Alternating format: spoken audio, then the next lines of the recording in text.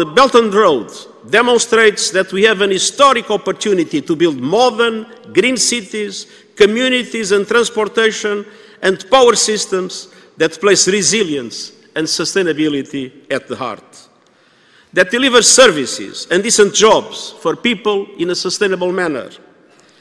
And I see the Belt and Road Initiative's potential to make valuable contributions in two key areas of action.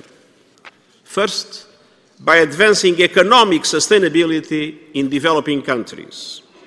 The second key area for action is by advancing environmental sustainability. Together, with the contribution of the Belt and Road Initiative, we can turn the infrastructure emergency into an infrastructure opportunity, supercharge the implementation of the Sustainable Development Goals, and deliver hope and progress for billions of people and the planet we share.